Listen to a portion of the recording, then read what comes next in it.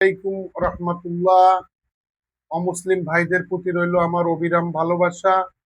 আমি অ্যাডভোকেট আলাউদ্দিন আপনাদেরকে জানাচ্ছি মধ্যপ্রাচ্যের আজকের যুদ্ধের সর্বশেষ খবর।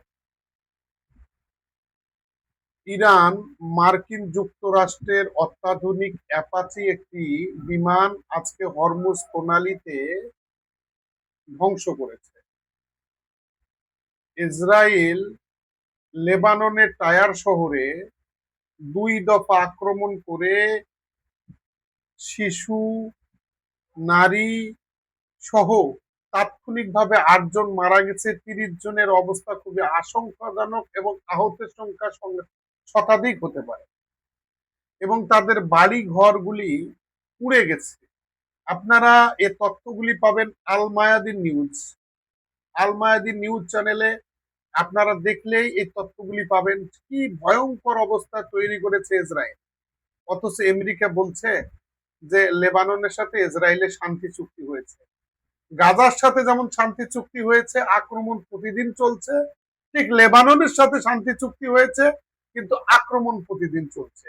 এই শান্তি চুক্তি হয়েছে কিন্তু আক্রমণও চলছে। এই যে কাগজে কলমে শান্তি চুক্তি আর বাস্তবে আক্রমণ, এইটার যে বিষয়, এটা একটা রাজনৈতিক কৌশল, অনেক বড় রাজনৈতিক কৌশল। এই বিষয়টাও একটু আলোচনা করব। 2 নম্বর যে আলোচনা করব, ইসরায়েলে হিজবুল্লাহ বাহিনীর যে রেদওয়ান ফোর্সের সদস্যরা ঢুকে পড়েছে এবং তারা সেনাবাহিনীর 2টি ক্যাম্পে সরাসরি আক্রমণ করেছে। 2 জন শহীদ হয়েছে এবং বাকিরা কোথায় আছে এখন ইসরায়েল তাদেরকে খুঁজে পাচ্ছে না। ইসরায়েল সেই স্যাটেলার যারা লেবানন সীমান্তে বাড়ি করেছে তাদেরকে ঘর থেকে বের হওয়ার জন্য, বাড়ি থেকে বের হওয়ার জন্য নিষেধ করেছে। এটা গেল এক সাইড।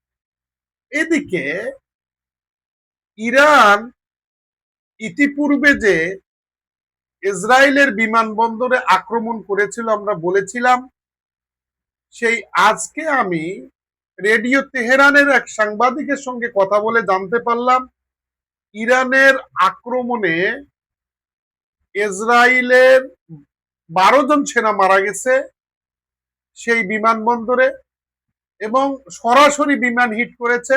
ইসরায়েল কোনো সাংবাদিক কিংবা কোনো মিডিয়াকে সেই বিমানবন্দরের আশপাশে যাইতে দেয় নাই। সর্বশেষ যে বিষয়টা আলোচনা করব সেটা হলো সূরা আনফালের 60 নম্বর আয়াত। আসুন শুরু করা যাক।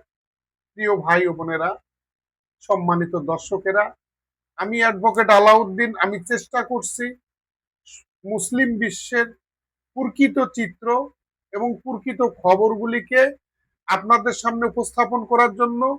আপনারাই বিচার বিশ্লেষণ করবেন। আজকে এতগুলি 57টা দেশ মুসলমান, সত্যি আমাদের কি অবস্থা? আমরা এত মুসলমান হওয়ার পরেও সামান্য কয়েকজন জারজ, সেই ইহুদিরা, এই জারজ ইহুদিদের হামলায় কেন বারবার আক্রান্ত হচ্ছে সে বিষয়টা আলোচনার দাবি রাখে। সম্মানিত দর্শক মন্ডলী, আপনারা সূরা আনফালে দেখবেন 60 নম্বর আয়াতে বলা আছে, আল্লাহ রব্বুল আলামিন বললেন, তোমরা তোমাদের সমর্থ অনুযায়ী শক্তি এবং অস্ত্র মজুত করো এবং তা দ্বারা তোমরা ভয় দেখাবে আল্লাহর শত্রুকে এবং তোমাদের শত্রুকে। খেয়াল করেন, আল্লাহ রব্বুল আলামিন সূরা আনফালে আজ থেকে 1400 বছর আগে বলে গেলেন, তোমাদের তোমাদের শক্তি অনুযায়ী তোমরা কি করো? শক্তি আর অস্ত্র মজুত করো, প্রস্তুত করো, অস্ত্র বাহিনী রেডি করো এবং সেটা দিয়ে ভয় দেখাইতে হবে আল্লাহর শত্রুদেরকে এবং ভয় দেখাতে হবে তোমাদের শত্রুদেরকে। বলেন তো, আল্লাহর শত্রু কারা? আল্লাহর প্রকাশ্য শত্রু হলো সেই জারজ ইহুদিরা। আর সেই জারজ ইহুদিকে সমর্থন করে কারা জানেন? আমাদের জারজ কিছু আরব রাজা আছে যারা ইহুদি রাজা নেতানিয়াকে তাদের দেবতা মনে করে, প্রভু মনে করে যে ইসরায়েল তাদেরকে রক্ষা করবে, মনে করে যে আমেরিকা তাদেরকে রক্ষা করবে। আল্লাহ রব্বুল আলমিনের উপর আস্থা, আল্লাহ রব্বুল আলমিনের উপর বিশ্বাস, আল্লাহর নির্দেশনা তারা ভুলে গেছে।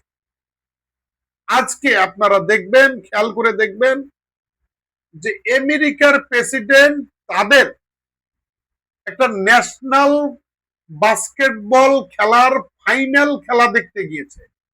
সেইখানে আমেরিকার বাস্কেটবল ফাইনাল খেলা দেখতে যারা গিয়েছিল তারা চরমভাবে অপমানজনক ভাষা ট্রাম্পের বিরুদ্ধে ব্যবহার করেছে। ট্রাম্প মুখ লুকানোর জন্য পায়নি। আমেরিকার সেনাবাহিনীর মধ্যে এখন দুই ভাগ হয়ে গেছে।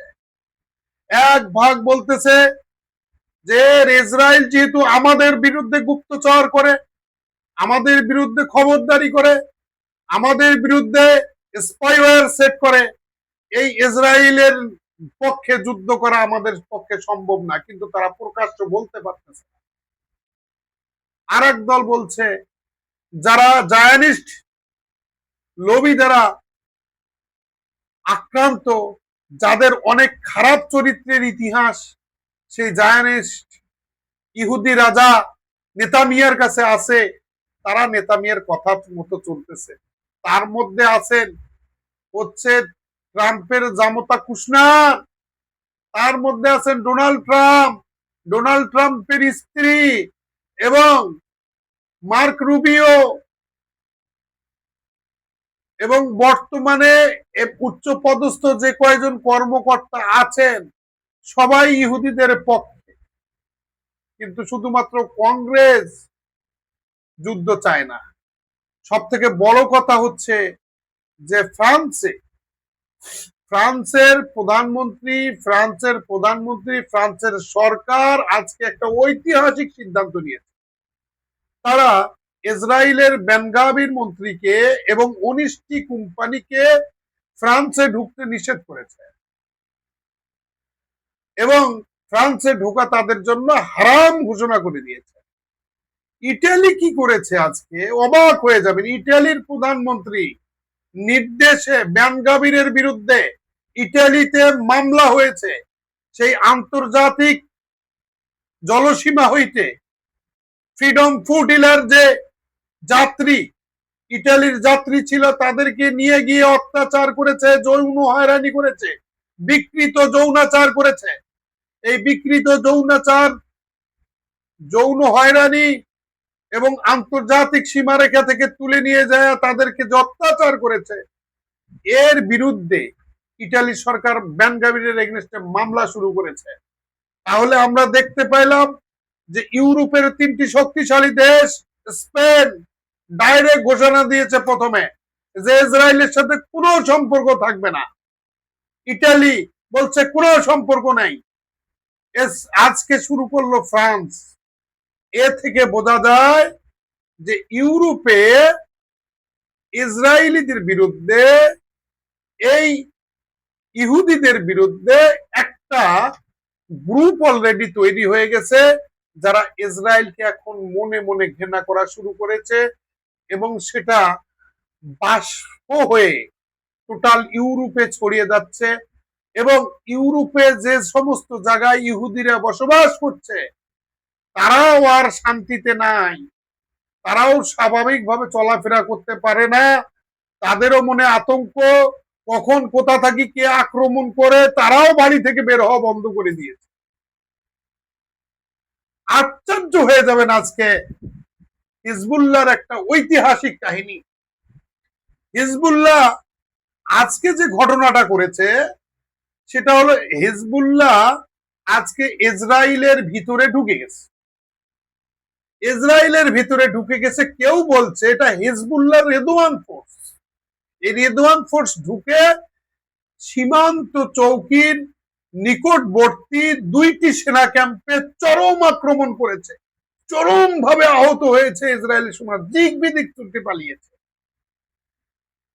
হিজবুল্লাহর 2 জন সেনা শহীদ হয়েছেন। আমরা আপনাদেরকে আরেকটা খবর দেই যে আমরা ইতিপূর্বে বলেছিলাম যে ইরান ইসরায়েলের বিমানবন্দরে মিসাইল আক্রমণ করেছিল। একটা মিসাইল দেখা যাচ্ছে যে বিমানবন্দরের হ্যাঙ্গারে গিয়ে আঘাত করেছে, দাউ দাউ করে আগুন জ্বলছে, সেখানে 12 জন সৈন্য মারা গেছে। আমি রেডিও তেহরানের একজন সাংবাদিকের সাথে কথা বলে দেখলাম যে ইরানের আক্রমণে 12 জন সেনা মারা গেছে, কিন্তু সেই তথ্য ইসরায়েল গোপন করে গেছে। আজকে ইসরায়েল যখন টায়ার শহরে উপর্যুপরি বিমান হামলা করেছে, হিজবুল্লাহ টায়ার শহরের দিকে না তাকিয়ে সীমান্তে চরমভাবে রকেট এবং ড্রোন দিয়ে আক্রমণ শুরু করেছে। এক দলকে ঢুকিয়ে দিয়েছে ইসরায়েলের ভিতরে, আর এক দল ড্রোন দিয়ে আক্রমণ শুরু করেছে, আর এক দল রকেট দিয়ে আক্রমণ শুরু করেছে। আজকে 5টা ট্রুপস ক্যারিয়ার, এবং আমাদেরকে সূরা আনফালের 60 নম্বর আয়াতটাকে মনে রাখতে হবে। আল্লাহ যেখানে 1400 বছর আগে বললেন তোমাদের সামর্থ্য অনুযায়ী শক্তি এবং অস্ত্র বাহিনী প্রস্তুত করো, সেই কাজটি ইরান করেছে। আর সেই কাজটি ইরান করার কারণে কিছু ফতোয়াবাজ লোক আজকে ইরানকে কাফের বলা শুরু করেছে, মুশরিক বলা শুরু করেছে, আকীদা নিয়ে প্রশ্ন তুলছে। আপনাদের আকীদা কই? যারা ইরানকে আকীদা নিয়ে প্রশ্ন তুলছেন তাদের কি বলি, আপনারা ফিলিস্তিনের পক্ষে একটা স্লোগান দেন না? ফিলিস্তিনের পক্ষে কোনো মিছিল নাই, কোনো মিটিং নাই, এবং ফিলিস্তিনের পক্ষে সহযোগিতার কোনো মনোভাব নাই। আজকে লেবাননকে তারা গাজা বানিয়েছে, এর বিরুদ্ধে মুসলিম বিশ্ব চুপচাপ। আমাদের সৌদি বাদশারা, আমাদের যারা নিজেদেরকে ধর্মগুরু মনে করে, তারা বসে বসে ইসরায়েলের সাথে হাত মিলাচ্ছে আর বেলি ড্যান্স দিচ্ছে। বেলি ড্যান্সের এমন অবস্থা যে এক একজনকার পেট দেখলে মনে হবে যে তারা মনে হয় পৃথিবীর সমস্ত খাবার পেটের মধ্যে ঢুকিয়েছে। একটা করে উঠ জব করে 5 জন খাইতে বসে, অর্ধেক খায় অর্ধেক ফেলাই দেয়। অথচ ফিলিস্তিনের লোকেরা খাইতে পারে না, লেবাননের লোকেরা আজকে ঘর ছাড়া। আজকে মিশর হাতে চুরি পরে বসে আছে। আজকে মিশর হাতে যখন চুরি পরে বসে আছে, ঠিক তখন তুরস্ক ইসরায়েলকে চারিদিক থেকে ঘিরে ফেলার জন্য নানান কৌশল অবলম্বন করছে, এবং সেখানে সিরিয়া থেকে শুরু করে জর্ডানের সাথে পর্যন্ত সম্পর্ক বিল্ড আপের চেষ্টা করছে। ইরানকে তুরস্ক ভেতরে ভেতরে সহযোগিতা করছে, পাকিস্তান ইরানকে ভিতরে ভিতরে সহযোগিতা করছে, চীন ইরানকে ভিতরে ভিতরে সহযোগিতা করছে, রাশিয়া সহযোগিতা করছে, আর মুসকি মুসকি হাঁটছে। আমেরিকার আর সাহস নাই ইরানে আক্রমণ করা। ইরানের পরমাণু বোমা লাগবে না, 8 কোটি লোক ইরানের পরমাণু বোমা। ইরানে যখন আক্রমণ হয় বিমান দিয়ে, তখন ইরানের লোকেরা আল্লাহু আকবার স্লোগান দেয়, প্রত্যেকটা লোক হইলো একটা পরমাণু বোমা। সম্মানিত দর্শক, আমার তথ্যে যদি কোনো ভুল ভ্রান্তি থাকে আমাকে মাফ করবেন।